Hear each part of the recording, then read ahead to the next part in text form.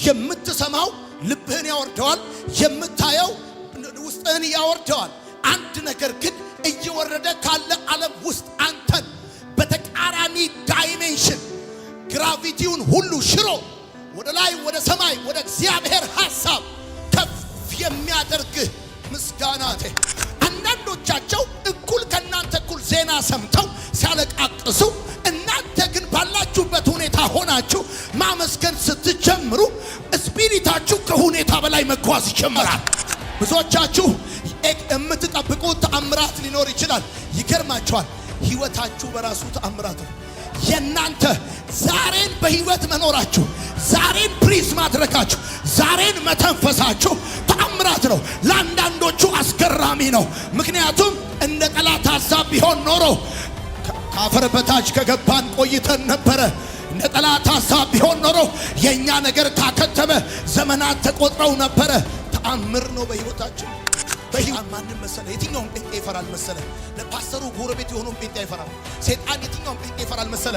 ዘማሪዎችን የሚያውቅ ጴንጤ አይፈራም። ሰይጣን የትኛውም ጴንጤ ይፈራል መሰለ? ሀብታም ጴንጤ አይፈራም። ሰይጣን የትኛውም ጴንጤ ይፈራል መሰለ?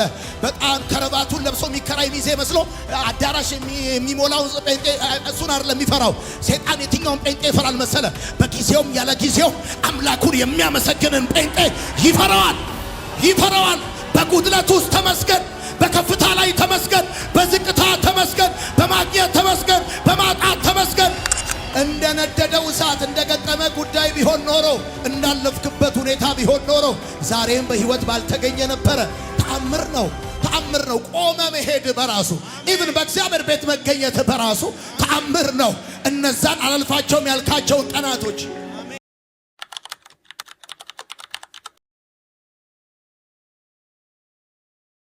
ለምንድነው እግዚአብሔርን የማመሰግነው? ምክንያቱም ስላደረገው ተአምራት ካየኋቸው ብቻ ሳይሆን ካላየኋቸው፣ ከዘለልኳቸው ብቻ ሳይሆን ከገባውባቸው እልፍ ወጥመዶች እሱ እየሰበረ ተአምራትን እያደረገ አለቀ አበቃ የተባለን የህይወት ምዕራፍ እየቀጠለ በህይወቴ ተአምራትን ስላሳየኝ፣ ስላደረገው ተአምራት በህይወታችሁ፣ ስላደረገው ተአምራት በኑሯችሁ፣ ስለከደናቸው ጉድጓዶች፣ ስለሰበራቸው ወጥመዶች፣ ስለሻራቸው አዋጆች፣ እንደ ጠላት ሐሳብ ስላልሆነባችሁ እሱ ክብር ምስጋና ይገባዋል። አሜን ይባላል።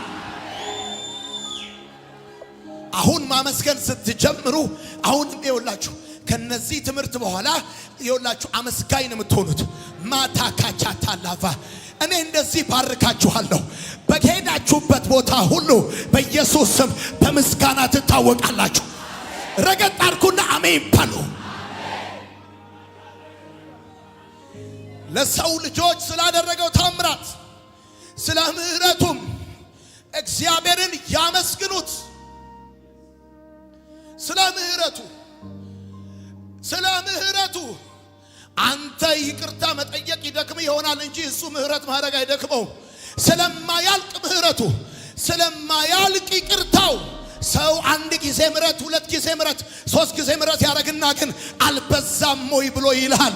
ይሄው በባለፉት ዘመናት ሁሉ በምህረትና በቸርነት እኔና እናንተን ሲደግፈን ላልታከተው የምህረት አምላክ ላልሰለቸው የደግነት ሁሉ ምንጭ ለሱ በላይ በሰማይ ምስጋና ይሁንለት። በላይ በሰማይ ምስጋና ይሁንለት። እዚህ ቤት ጴንጤ ያለ ወይ? በደንብ አድርጋ አሜን በል። ስለ ምህረቱ እጅግ ስለምንገረምበት ምህረት የሩቅ ብቻ ሳይሆን የቅርብ ባዳ ብቻ ሳይሆን የሥጋ ዘመዶቻችን በተጨባጭ ማስረጃ ሲከሱን፣ አንዳንዶቻችንም በአደባባይ ሊያዋርደን ሰይጣን ሲሯሯጥ ጉዳችንን ወደ ጓዳ እኛን ወደ መድረክ ላደረገ ለሱ በሰማይ ላለ ለእግዚአብሔር ምስጋና ይሁንለት። ጩና በደንብ አድርጋ አሜን በል። አምላኩን የሚያመሰግን ሕዝብ ይበረታል። አምላኩን የሚያውቅ ሕዝብ ይበረታል።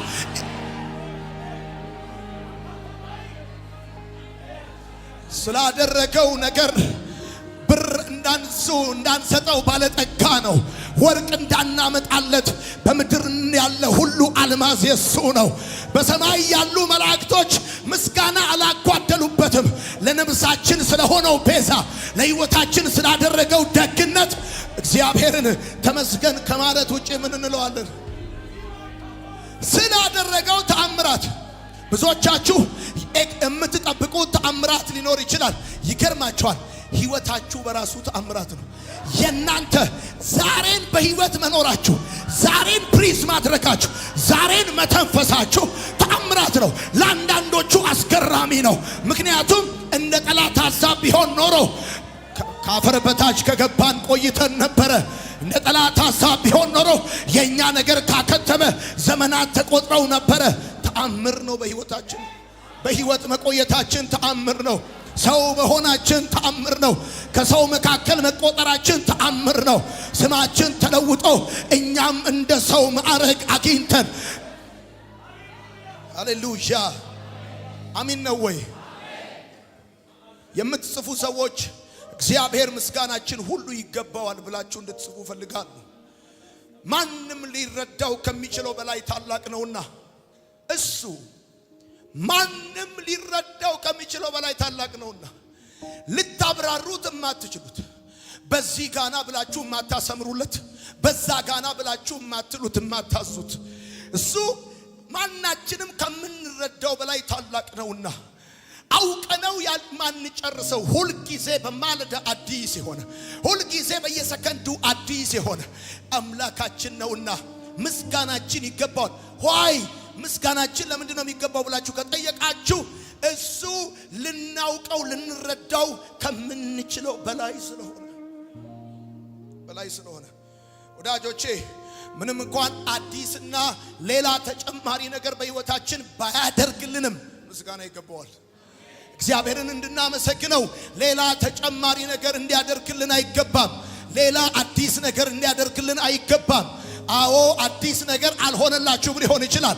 አንድ ነገር ግን እነግራችኋለሁ፣ እግዚአብሔርን የምታመሰግኑት አዲስ ነገር ወይም ሌላ ነገር ሲጨምርላችሁ ሳይሆን እሱ አምላካችሁ፣ እሱ አባታችሁ፣ እሱ ወዳጃችሁ፣ እሱ የማይተው የማይከዳ፣ እሱ አፍቃሪያችሁ፣ የዘወትር ጓደኛችሁ፣ ባልንጀራችሁ የሚሸከም ለአንድና ለሁለት ወራት ሳይሆን እስከ ሽበት እስከ ሽምግልና ለሚሸከም ለሱ በጉለት ጊዜ ለሚሸከም በድካም ጊዜ ለሚሸከም በሐዘን ጊዜ ለሚደርስ ለሱ ምስጋና ይገባዋል። እስቲ ጩሁና በደንብ አድርጋ አሜን ባል።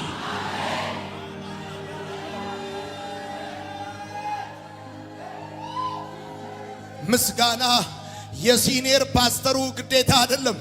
የዚህ ቤተ ክርስቲያን ያስተዳደሩ ኃላፊነት ቢመስላቸው ቴክኒሻሎች አሉ። የሽማግሌዎቹ ግዴታ ይመስላቸዋል። አንዳንድ ጴንጤዎች አንዳንድ ጎረምሳ ጴንጤ ቸርች ይመጣና የቤተ ክርስቲያን መሪዎች ግዴታ ይመስለዋል። እግዚአብሔርን ማመስገን አታመስግን፣ እንደ ስልክ እንጨት ደርቀ ትቀራለህ፣ አትጠራጠር።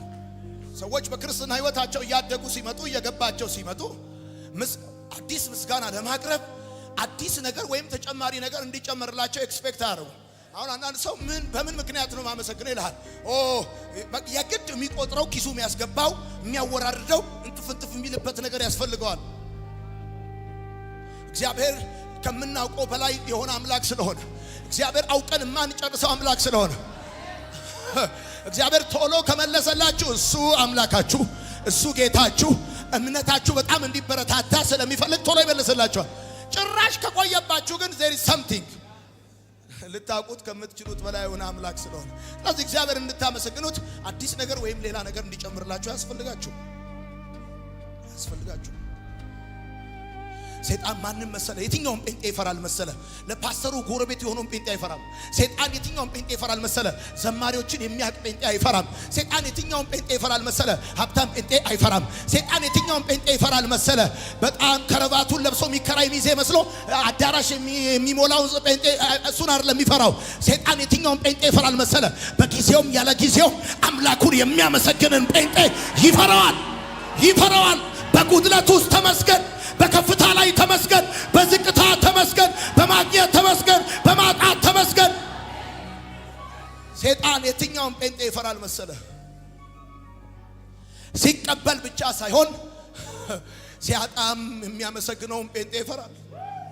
ሰይጣን የትኛውን ጴንጤ ይፈራል መሰለ? ሲሞላለት የሚያመሰግነውን ጴንጤ እንዳይመስልህ። በጉድለት ውስጥ የሚያመሰግነውን ጴንጤ ይፈራል። ሰይጣን የትኛውን ጴንጤ ይፈራል መሰለ? ኪሱ ሲሞላ ደሞዝ ሲቀበል የሚያመሰግነውን ጴንጤ አይደለም የሚፈራው። ይገርማል። ሁሉ ነገር ከቤት ከጓዳ ከቦሃቃ ሲያልቅ የሚያመሰግነውን ጴንጤ። ምክንያቱም እሱን አቢዩስ ሊያደርገው እንደማይችል፣ ሊያታልለው እንደማይችል፣ ሊሸነግለው እንደማይችል፣ ወደ ፍላጎቱ ወደ ሐሳቡ ወደ ወጥመዱ ሊገባለት አይችልም። ሰይጣን ወደ ወጥመዱ ሊያስገባው አይችልም። ጎሎብሃል ብሎ ከቸርች አያወጣው። ጎሎብሃል ብሎ አጥተዋል ብሎ ወርደሃል ብሎ ከቤተ ክርስቲያን አያጎለው።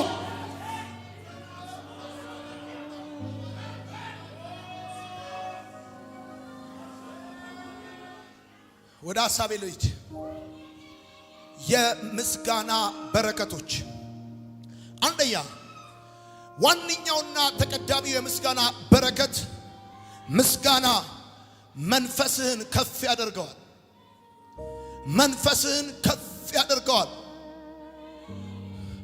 መንፈስህን ከፍ ያደርገዋል። መሬት አትሸትም፣ ሰማይ ትሸታል። በመንፈስ ልዕልና በእግዚአብሔር ግርማና ሞገስ ተሞልተ ወደ ሰማያት ወደ አርያም እንድትመጠቅ የሚያደርግህ እንድትነጠቅ የሚያደርግህ ነገር ቢኖር ብዙ በሚያወርዱ ሁኔታዎች መካከል ልብን በሚያዝሉ ነገሮች መካከል መንፈስህን ከፍ የሚያደርግ ነገር ምስጋና ነው። የምትሰማው ልብህን ያወርደዋል። የምታየው ውስጥህን ያወርደዋል። አንድ ነገር ግን እየወረደ ካለ ዓለም ውስጥ አንተን በተቃራኒ ዳይሜንሽን ግራቪቲውን ሁሉ ሽሮ ወደ ላይ ወደ ሰማይ ወደ እግዚአብሔር ሐሳብ ከፍ የሚያደርግህ ምስጋና ነው። በመዝሙር መጽሐፍ 42 ከቁጥር 5 እስከ 6 የእግዚአብሔር ቃል ሲናገር እንደዚህ ይላል። ነፍሴ ሆይ ለምን ታዝኛለሽ? ለምንስ ትታወኪያለሽ? የፊቴን መድኃኒት አምላኬን አመሰግነው ዘንድ በእግዚአብሔር ታመኚ። ነፍሴ ሆይ ለምን ታዝኛለሽ? ለምንስ ትታወኪያለሽ? የፊቴን መድኃኒት አምላኬን አመሰግነው ዘንድ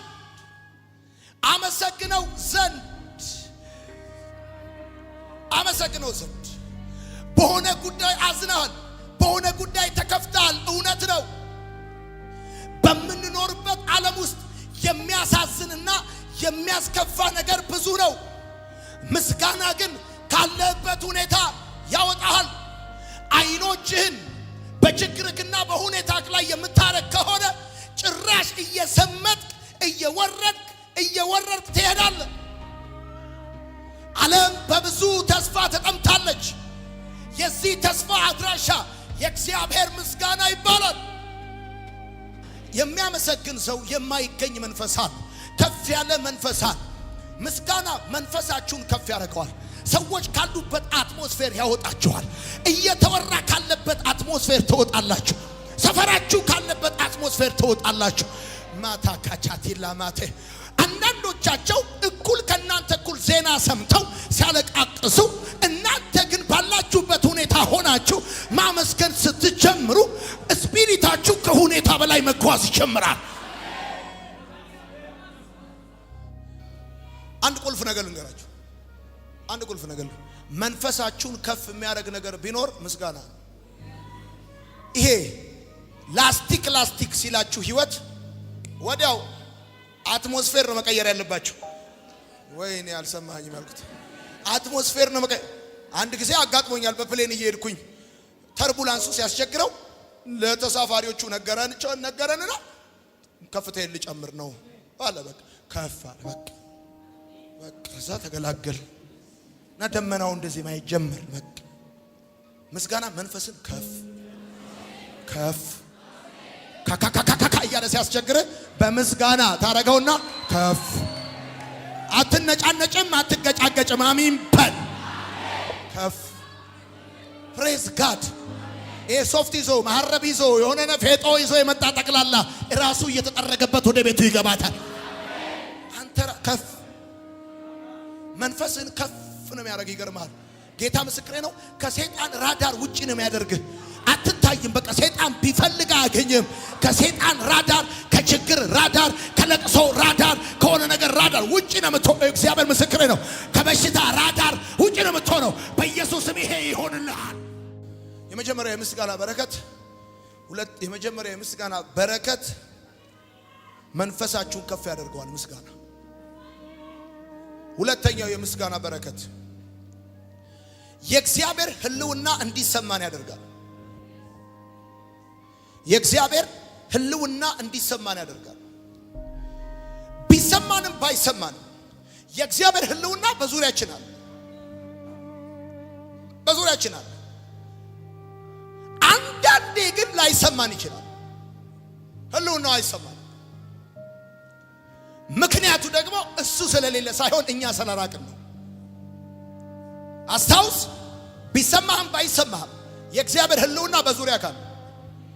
አንዳንዴ ግን የእግዚአብሔር ሕልውና አይሰማም። the presence of God አይሰማም። መገኘቱ አይሰማም። የእግዚአብሔርን ሕልውና ኤክስፒሪየንስ እንድታደርግ የሚያደርግ ፕሬዝ ምስጋና። ምን ማለት መሰለ?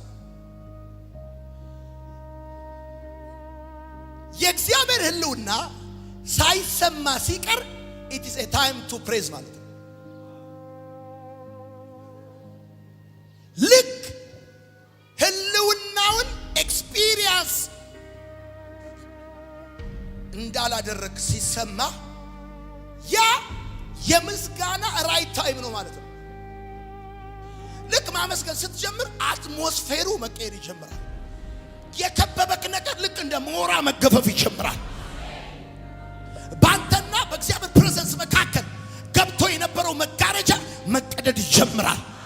መንፈስ ቅዱስ በሕይወትክ ላይ በሙላት መገለጥ ሲጀምር ኤክስፒሪየንስ ማድረግ ሲጀምራለህ። የእግዚአብሔር መንፈስ በሕይወትክ ላይ እንደገና እንደ አዲስ መፍሰስ ይጀምራል። ምንድነው አንዳንዶቻችሁ የምትጠብቁት?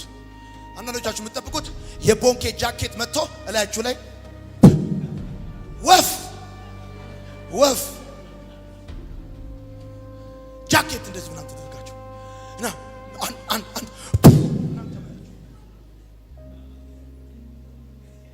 መጽሐፍ ሲናገር እንደዚህ ይላል በመዝሙር 140 ቁጥር 13 ጻድቃን በእውነት ስምህን ያመሰግናሉ፣ ቅኖችም በፊትህ ይኖራሉ።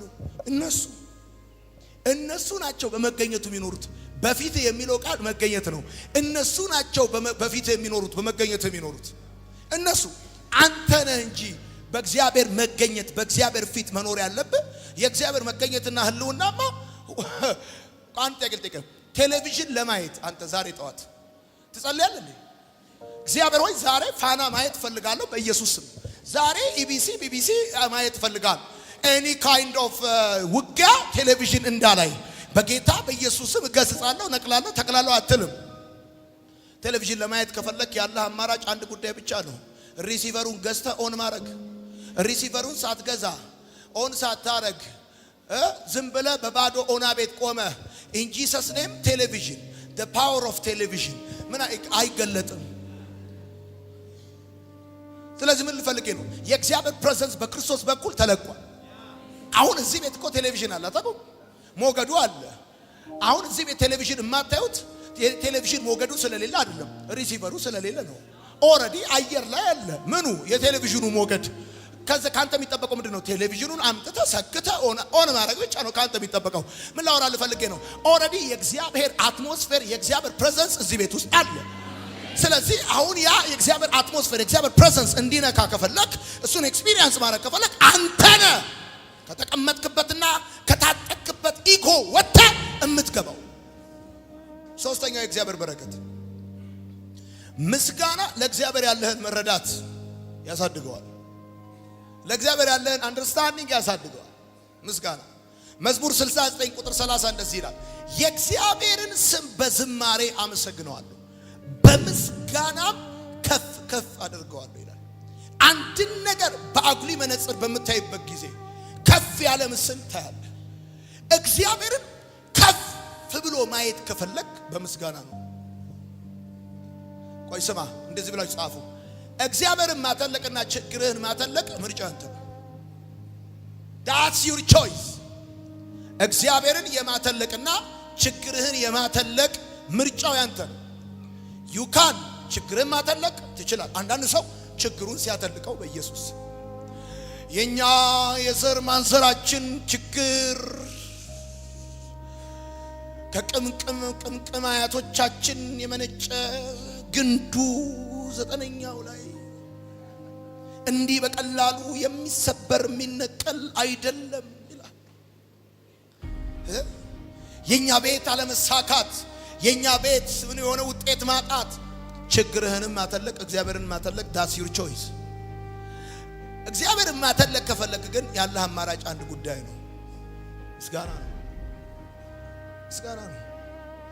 ምጣድ እንጀራ ከመጋገራችሁ በፊት እንደሚታሰስ በማሰሻ ተደርጎ በምንድነው በምንዘር ነው የሚባለው፣ በጎመን ዘር እንደሚታሰስ ልክ እንደዛ ሊመጣ ያለ ክብር ስላለ አሁን መንፈስ ቅዱስ ስፒሪታችሁን በምስጋና ወደ ምስጋና እያስገባችሁ there is something። ምስጋና ካለ ቀጥሎ ክብር አለ። ምስጋና ካለ ቀጥሎ ድል አለ። ምስጋና ካለ ጥሶ መውጣት አለ። አልፎ መሄድ አለ። ታምራቱን ተናገሩ ምህረቱንም አውሩ ይላል መጽሐፍ። አሜን። ምህረቱንም አውሩ ታምራቱንም ተናገሩ ይላል። የኔ ህይወት ታምራት ነው። መኖሬ ታምራት ነው። ዛሬን ያየሁበት ሁኔታው ራሱ ታምራት ነው። እኔ ራሴ ሌላ ታምር ትፈልጋለህ? አንተ ራሱ እኮ ታምር ነህ። በህይወት መኖርህ እኮ ታምር እኮ ነው። ምን አይነት ነገር ነው? የሚገርም እኮ ጉዳይ ነው። ታምር እኮ ነው። እንደነደደው እሳት እንደገጠመ ጉዳይ ቢሆን ኖሮ፣ እንዳለፍክበት ሁኔታ ቢሆን ኖሮ ዛሬም በህይወት ባልተገኘ ነበረ። ታምር ነው። ታምር ነው። ቆመ መሄድ በራሱ ኢቭን በእግዚአብሔር ቤት መገኘት በራሱ ታምር ነው። እነዛን አላልፋቸውም ያልካቸው ቀናቶች አንደኛ መንፈሳችሁን ከፍ ያደርገዋል ምስጋና። ሁለተኛ የእግዚአብሔርን ፕሬዘንስ ኤክስፒሪየንስ እንድታረጉት እንዲሰማችሁ ያደርጋል። ሶስተኛ የእግዚአብሔርን ተአምራት ያስታውሳችኋል። ዛሬ ፊታችሁ በቆመው ጥያቄና ተራራ ፊት እንዲህ ትላላችሁ፣ አንተ አይደለም ህዝብን የረዳ፣ አንተ አይደለም ልጅህን የረዳ፣ አምናን እንዲሻገር የተሸከምከኝ፣ ክንድህ አይደለም ሰው ያደረገኝ እኔ። ዛሬ ቆማችሁ የችግራችሁን ትልቅነት ሳይሆን የምታወሩት ለችግራችሁ የእግዚአብሔርን ትልቅነት ለችግራችሁ ታወራላችሁ። የማያመሰግን ሰው በር በሌለው የችግር እስር ቤት ውስጥ የታሰረ ሰው ማለት